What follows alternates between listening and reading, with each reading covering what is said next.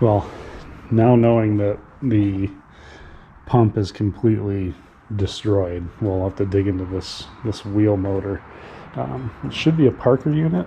Still got oil coming out, and it feels chunky, right? So maybe we can rebuild it, maybe we can't. I have a feeling that if I do want to keep this mower, that I'll be replacing both the motor and the pump on the left side, but the only thing we can do is look. I was not able to get the wheel spindle off. I actually broke one of the tabs on my 3-jaw puller trying.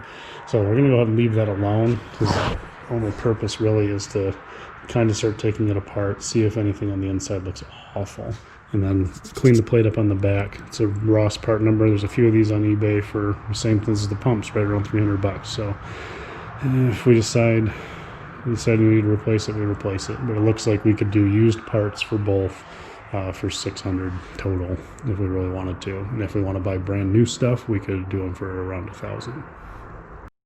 So I almost forgot, you want to scribe the sides of these because orientation matters.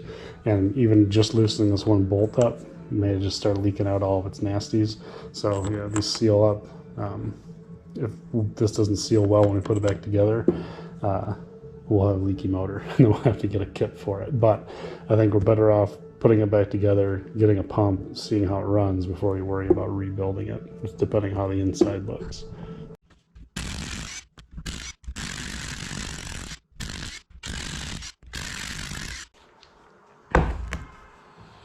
Okie doke. So this will be that game of careful. I just real careful, lift things apart, place them down in the order we find them. I have the manual for the Parker motors, but I haven't been able to find one for these Ross ones. I haven't looked very hard, but it's possible we won't know how to put it back together if we screw up too bad. Yeah, well, gravity separated it on its own. It just kind of boonk and like popped down, just with whatever play right is in the shaft. So I don't know if there should even be that much play. We're gonna see if this just.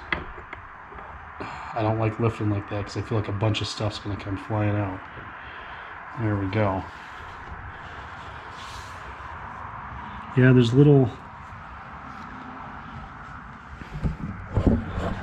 definitely metal particles in it, more than I'm happy with, right? But maybe it's not completely destroyed. I mean, surfaces look okay. I don't know. So actually that bearing doesn't feel that bad. So I don't think this one was chunking up on us. It must have been something in here. So here's the, wiggly boy. And then the output shaft goes into that guy, which drives the wheel. So we'll keep things pointed the right way. That's probably symmetrical, but we'll know this side is up. We're gonna wanna flush all this stuff out. I really don't think there's anything left on this side that would come apart. So we should be able to take this over to the parts washer and just clean it right up. Looks like there's an O-ring right there too, which is probably one of those items where you're supposed to reuse it. This is nice and flat. I mean, I think the motor's gonna be fine looking at it. I think we get any weird little chunks out and it'll be okay. What'll be important is if we can get this all to separate. Give us a real gentle tap and it started wiggling around. You can see our index lines over there. So you want to keep it from here on out. This thing always stays in the same direction, right? And it's just a plate. So we got O-ring on each side of this plate. This one has an O-ring and this one has the actual pump in it, right? Or the motor, that is. It looks like those are pretty tight tolerances. That's what we need to worry about having worn too much. And yeah, so this piece should come out and all of these should come out, and I believe we want to keep those oriented correctly as well. No, they don't actually matter as much because this part, right, it skips over one each time. So as it rotates, it goes into, each end goes into a new pocket, in a circle. So, oh, they're good. That comes out now. I hope it's supposed to.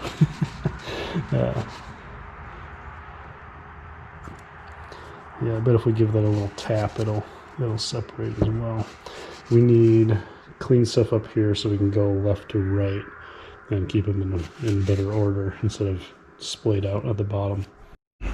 Well, here it is split apart. So I've got some kind of passage looking thing, right? And I can't catch a fingernail on any of these surfaces except here, right? So the end of this had this guy, which probably the tip of that goes right in there.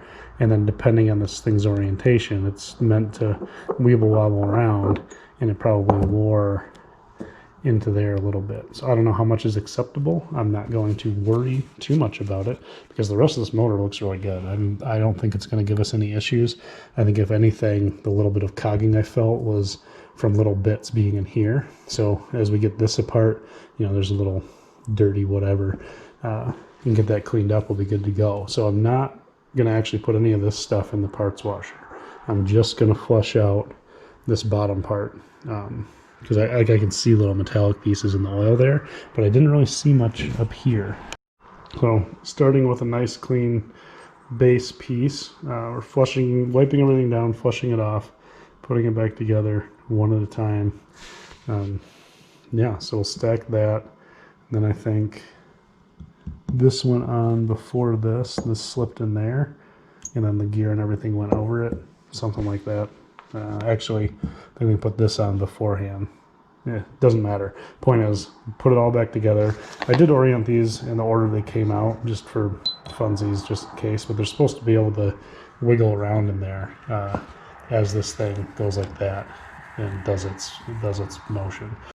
All right, so ran her through the whole parts washer and got all the nasties flooded out of it. And I think this is gonna work. I think it's going to work just fine. It's certainly taking it apart and looking at the inside and not seeing anything horrible. Like if there were big chunks taken out of that impeller or whatever the hell they call it in the middle of the motor, the pump, I would worry some. But I think if I just buy a replacement pump, that side's going to work just fine. So that'll be the next step. I'm going to put this back up there. We'll flush that bearing off before we put it in place. And I'll probably mount this back up tonight so I can turn it by hand again and just make sure it's not like I didn't put it together funny, it's all locked up. But yeah, I'll jump on eBay, order a used pump, and see how it goes. If that side operates correctly, we'll buy a tire from the other side. That should get us moving around the yard, and then we can move ahead with other parts. No putting it together with the impact, that would be irresponsible. So I was able to find a manual for these Ross motors online, and it looks like the guy that did the Parker manual was also hired to do the Ross manual, and or they came out of the same factory and have different names. Who knows? Both are made in the US, so it's possible. But 45 to 55 foot-pounds on these 7 bolts, and you do them like you would a car, right? Just, cross them. I wonder if it feels kind of chunky too.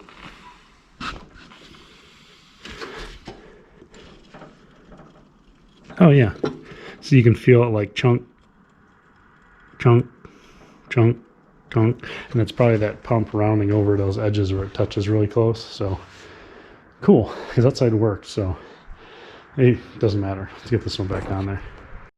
It's back on, and I can turn it by hand, right?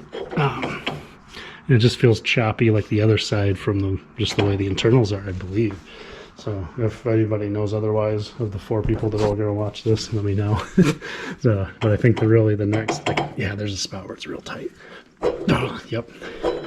And I'm not going to do that too much because it's relatively dry in there, right? We just clean it out. So I think probably a good idea will be at least to put a little bit of oil in it now just to keep stuff in there until we get a pump in. So, order a pump, try to clean some of this up a little bit.